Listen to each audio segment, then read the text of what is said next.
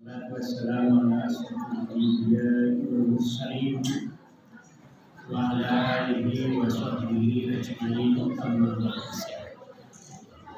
Usikum wa nafsi bittaqwallah. Ittaqullaha haqqa tuqatih wa la tamutunna illa wa antum muslimun. Qala Allah ta'ala fil Qur'anil Karim. A'udzu billahi minasy syaithanir rajim. Bismillahirrahmanirrahim. Ya ayyuhalladzina amanu hal adullukum ala tijaratin tunjikum min azabin alim tu'minuna billahi wa rasulih wa tujahiduna fi sabilillahi bi amwalikum wa anfusikum dzalikum khairul lakum in kuntum ta'lamun.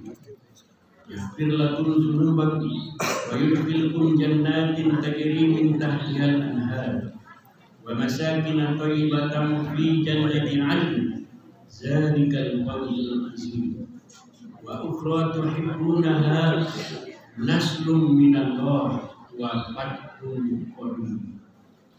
Shadaqallahul 'azim. Allahumma arhamna bil Qur'an.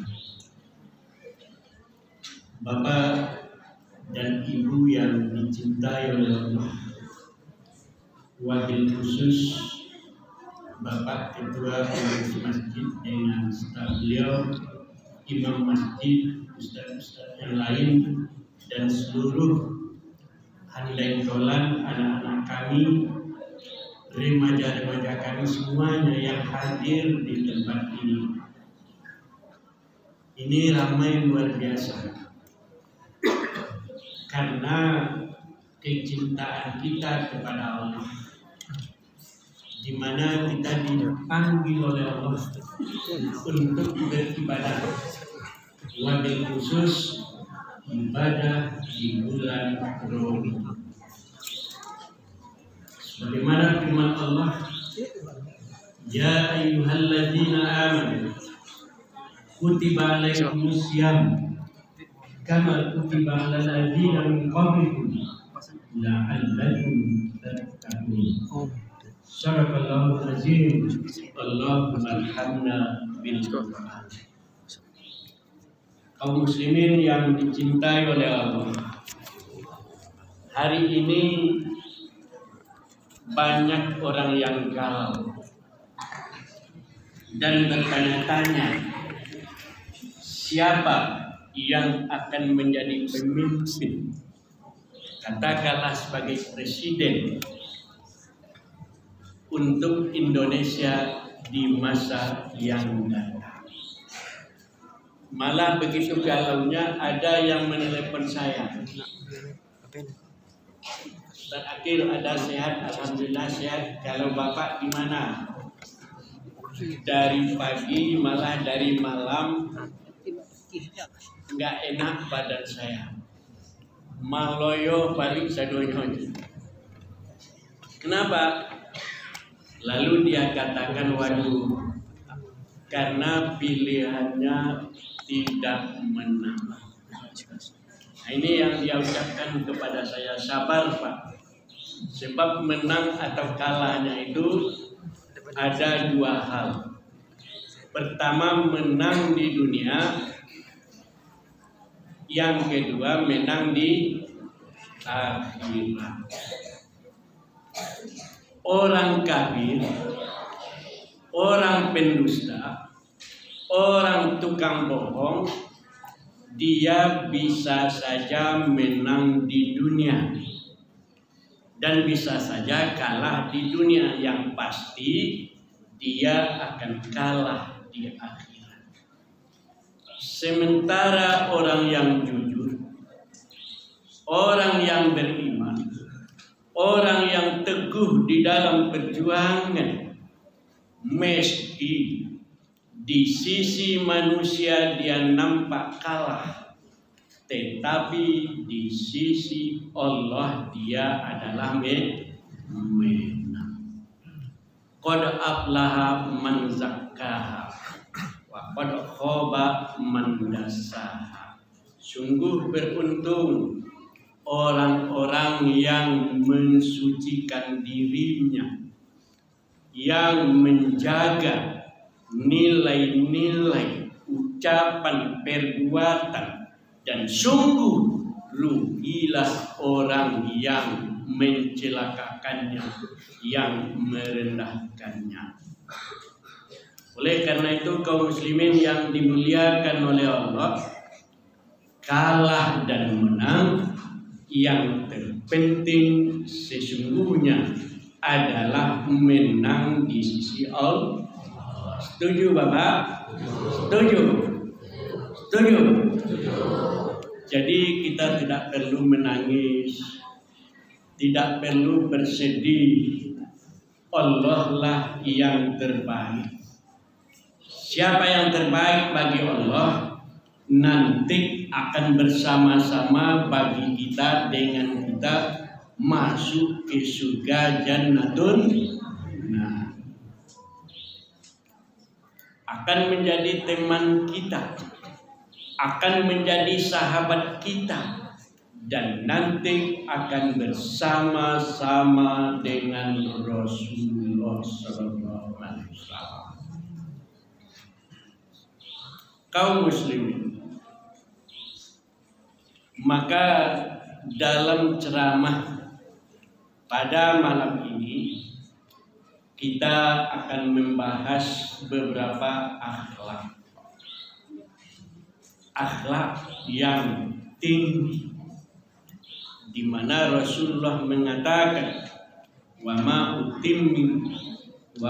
utimmima, tidaklah diutus saya ke tengah manusia kecuali makarimal akhlak, untuk meninggikan derajat manusia, supaya manusia bisa tinggi derajatnya. Tentu yang pertama dia adalah bertakwa kepada Allah, di mana Allah katakan inna akramakum indallahi atqakum. Sesungguhnya hamba-hamba Allah yang paling bertakwa di antara kalian. Seluruh manusia, siapa yang paling bertakwa, siapa yang paling tinggi, yang paling hebat, yang paling disayangi oleh Allah, yang disenangi oleh Allah? Jawabnya adalah orang-orang yang bertakwa. Di dalam hadis Bukhari, juga ada di dalam hadis Muslim, Rasulullah katakan, kullukum bani Adam wa Adam min turab. Kamu semua, kata Rasulullah, adalah anak Adam. Orang bermata sipit, anak Adam. Orang berhidung mancung, anak Adam. Berkulit hitam, berambut keriting, anak Adam. Maka kata Rasulullah, yang bertakwa di antara kalian adalah yang bertakwa kepadanya. Kullukum bani Adam wa Adam min turab.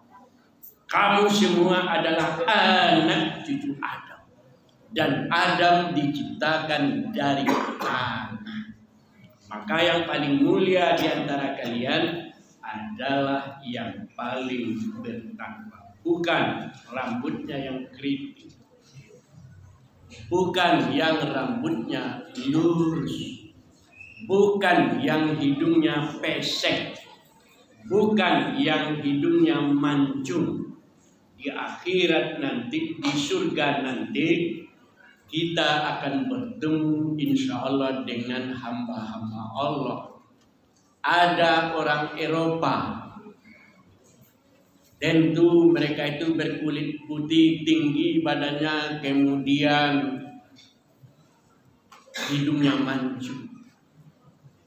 Ada orang berkulit hitam, rambutnya keriting,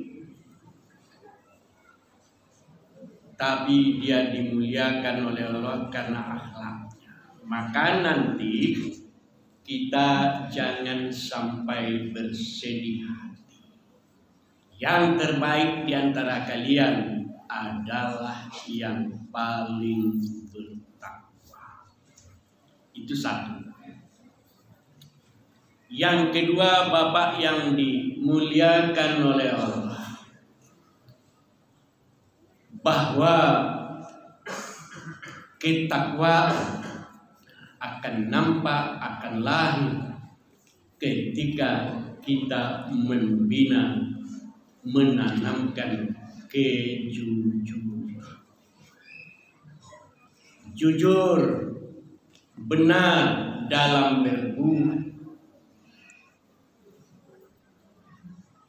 Kalau tidak jujur, kalau tidak benar dalam berbicara, intinya nanti kamu akan terhina di mata Allah. Wa asaddaqa, maka benarlah kamu, benarlah, sehingga nanti wa nahnu minal muslimin, kami semua adalah orang-orang muslim. Di balik dari kejujuran berdiri sosok-sosok pendusta. Ini sangat diperangi, dimarahi, direndahkan oleh Allah. Wailul lil mukazzibin, neraka wail bagi para pembohong. Wailul lil mutaffifin, neraka wail bagi orang-orang yang curang. Hei, ini karena ada yang ngantuk di belakang, saya kejutkan sedikit Bapak. Ya, nggak mau ya, maaf. Nah, karena ada di antara kita yang ngantuk, mudah-mudahan terbang. Hei orang-orang yang curang, sadarlah bahwa kecurangan akan menyebabkan kehinaan nanti di akhirat. Kecurangan akan menyebabkan bangsa ini rapuh. Kecurangan akan menyebabkan negeri ini hancur. Luluh negeri ini, luluh lantak. Karena apa? Karena begitu banyak kecurangan.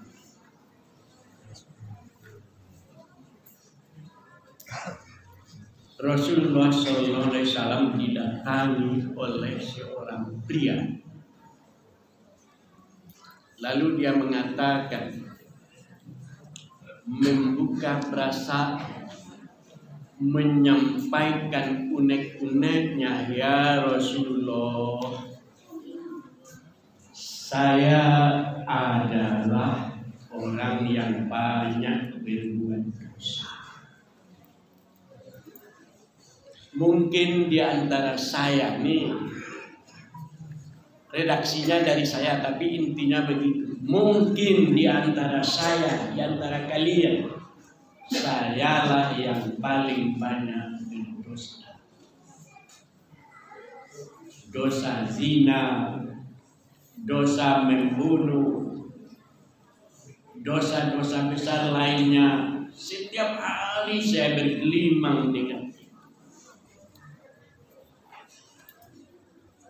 bolehkah saya masuk Islam ya Rasulullah?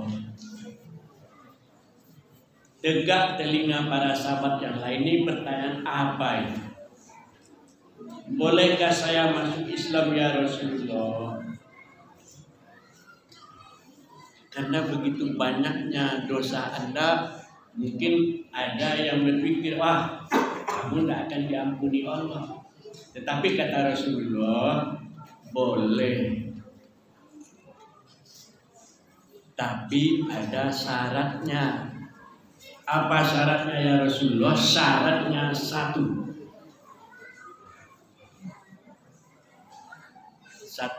Syaratnya saja. Satu saja. Apa syaratnya? Jangan berbohong. Jangan berbohong. Waduh, rupanya menurut laki-laki ini syaratnya itu gampang. Wah, kalau begitu saya bisa itu. Hobi saya berzina.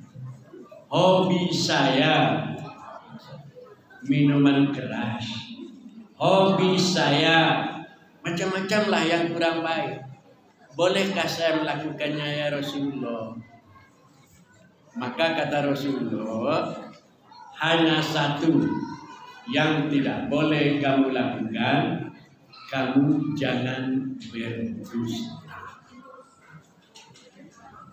Maka ringanlah pikiran, ringanlah hatinya bahwa Rasulullah membolehkan dia berzina dan sebagainya.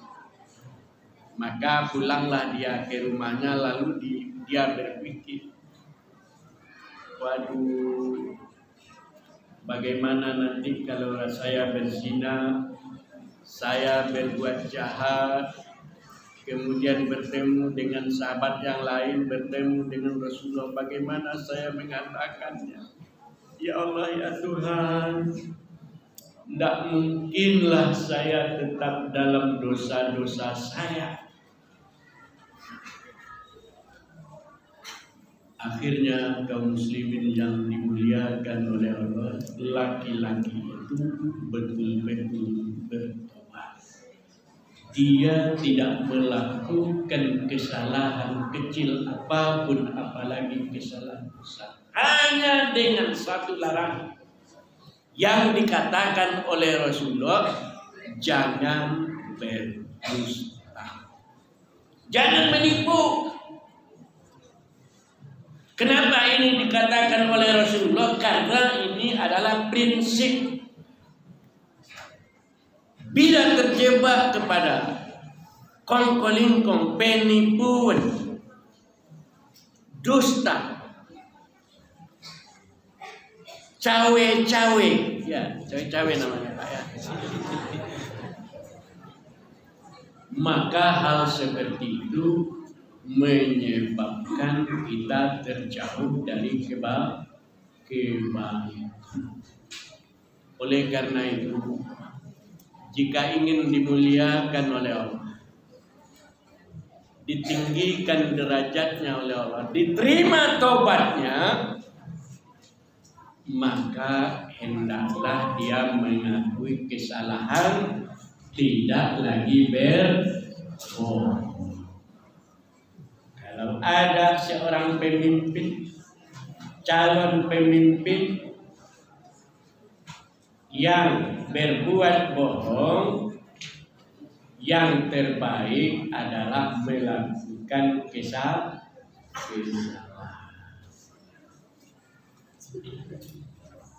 Bangun di malam hari, kemudian bersihkan diri, berwudu, kemudian menghadap kepada Allah. Ya Allah, ya Tuhan, saya adalah calon presiden. Ini contoh ya. Ya Allah, ya Tuhan, saya adalah calon presiden. Kalau saya berdusta, ya Allah, saya minta ampun kepada Allah, minta ampun kepadamu ya Allah. Saya sudah berdusta, sudah menipu rakyat selama ini. Maka ampuni saya ya Allah, saya berhenti dari calon presiden. Laitalo Pak, laitalo. Ini contoh ya, contoh bagaimana mengakui bahwa kita ingin membersihkan diri. Qad aflaha man tazakka. wa zakara asma rabbih fashollah. Supaya kamu mulia, supaya kamu hebat, ditinggikan derajatnya di sisi Allah, akui dosa-dosa itu, kemudian jangan diulangi. Itu yang kedua.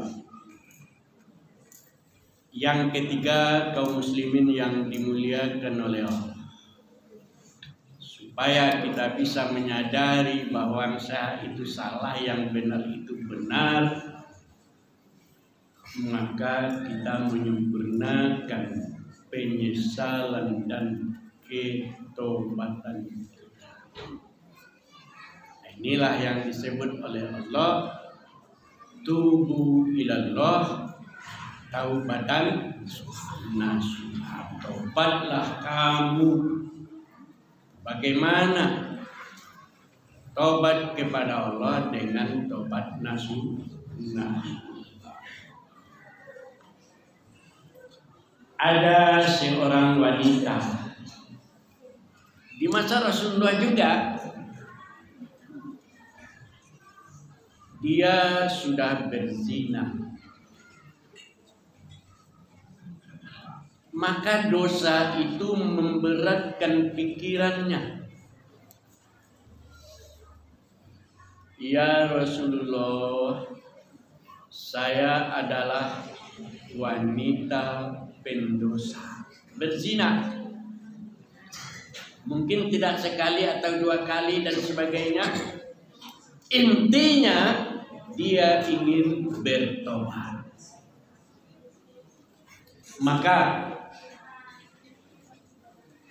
ditanyakan oleh Rasulullah, benarkah kamu melakukan perbuatan jahat itu?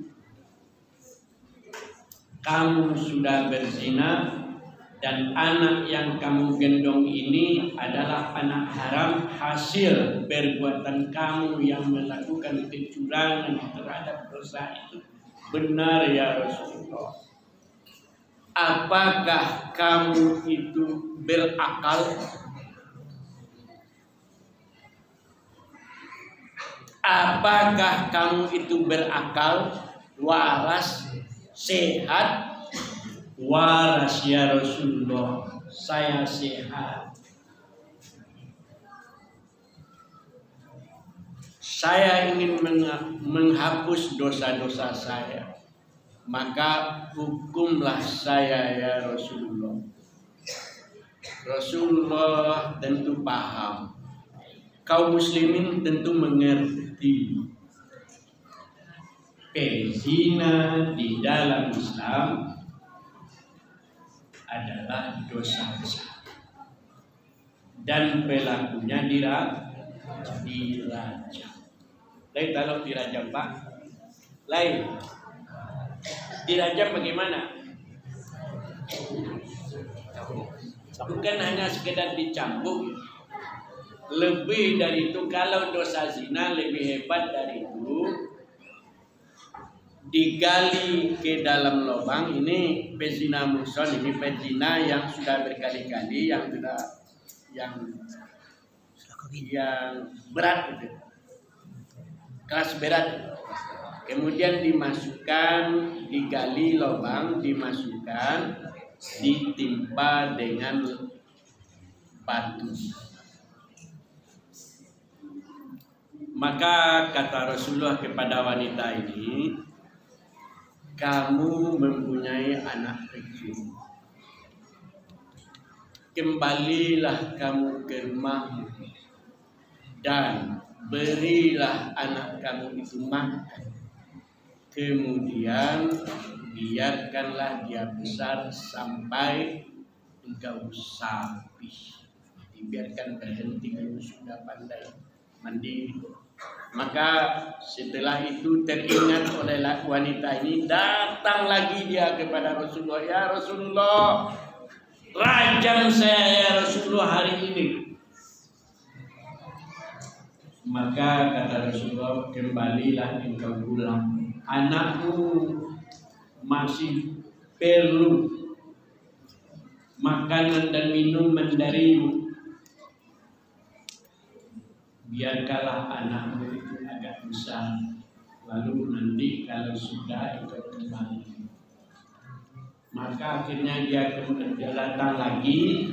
Setelah beberapa waktu datang lagi, dia menemui Rasulullah. Ya Rasulullah, anak saya sudah mulai agak besar, sudah bisa menyapi, kemudian sudah bisa menyusui dan sebagainya, sudah bisa makan minum, maka rajamlah saya.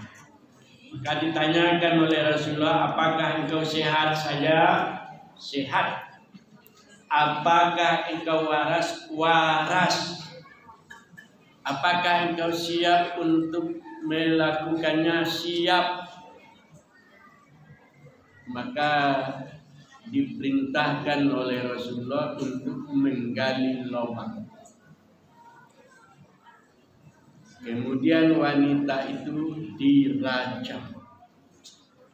Maka dalam hadis itu dikatakan, laki-laki yang terakhir melemparkan batu ke kepalanya adalah Umar bin Khattab. Bahasa kitanya diompok jauh batu gadang. Ya Pak, sampai kepalanya Pak pecah. Begitu kepalanya pecah, kemudian darahnya menyebar kemana-mana, kenalah jubah Umar bin Khattab. Kena jubahnya, kemudian dia marah. Apa katanya? Celaka kau wahai perempuan pendosa. Sudah engkau berbuat jahat, engkau kotori pula darah. Engkau kotori pula bajuku dengan darah. Sialan kau. Nah, ini bahasanya kalau bahasa kita ya. Maka mendengar itu, kata Rasulullah, wahai orang-orang beriman, wahai Umar bin Khattab, kau tidak pantas berkata seperti itu. Inilah tobat yang tinggi. Andai kata tobat wanita ini dibagikan kepada seluruh pendosa di negeri ini, di Madinah ini, maka cukuplah bagi semua pendosa di kota ini. Nah, inilah kaum muslimin yang dicintai oleh Allah. Bagaimana seseorang yang berdosa ingin berbuat baik, kemudian ingin menghilangkan dosa di sisi Allah. Lalu yang terakhir, kaum muslimin yang dicintai oleh Allah Subhanahu wa Ta'ala, bahwa kejujuran adalah barang yang berharga.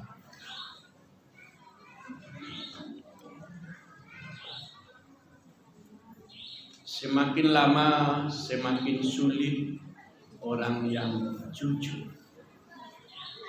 Tetapi di sisi Allah, kejujuran itu sangat mahal. Banyak orang bercerita, saya tidak mau mendengarnya sebenarnya, tapi disampaikan ke saya. Bolehkah dalam pemilu itu menyuap seseorang, diberi dia duit untuk apa Bapak? Hah? Untuk dapat memilih, boleh nggak? Di dalam hukum negara itu tidak boleh. Ada aturan-aturannya. Kalau berbentuk tanda mata itu boleh yang sedikit-sedikit. Tapi kalau berupa uang macam-macam, itu namanya pemilu curang. Boleh gak? Enggak boleh. Maka orang-orang yang pendusta kena dengan hukuman ini. Lalu ketika ditanyakan atau disampaikan oleh teman-teman saya yang berkata-kata seperti itu, apa katanya? Ini kata dia, Pak. Saya mendengar saja, katanya untuk dapat duduk satu anggota dewan harus bayar sekian miliar. Iya, Pak. Iya. Saya tidak tahu, tapi kabar itu terasanya nyaring karena dia mendengarkan di dekat saya. Oleh karena itu, Bapak-bapak dan Ibu-ibu yang dimuliakan oleh Allah, di sekolah kita mengajar anak-anak tidak boleh menyontek. Untuk apa? Untuk menanamkan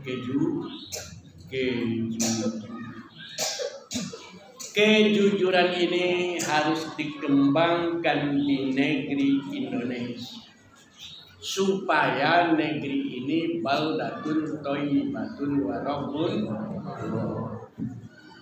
Kata orang cerdik pandai, pemilu itu adalah bagian pendidikan politik. Iya, Pak. Kata orang cerdik pandai. Artinya apa? Pemilih harus menjadi pemilih yang cerdas dan jujur. Pemimpin pun harus pemimpin yang cerdas dan jujur. Oleh karena itu, Bapak-bapak dan Ibu yang dimuliakan oleh Allah, nanti di akhirat kita masing-masing akan bertanggung jawab di sisi Allah. Kita di dunia ini boleh bersilat lidah, tapi di akhirat nanti seluruh anggota badan kita menjadi saksi. Bagaimana itu Allah kan nggak tahu, tetapi Allah itu Maha Tahu.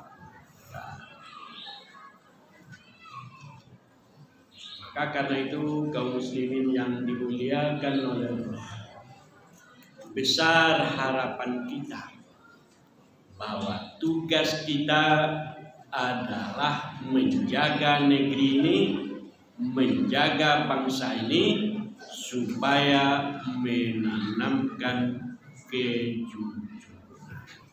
Salah satunya caranya ialah dengan menanamkan sholat secara benar.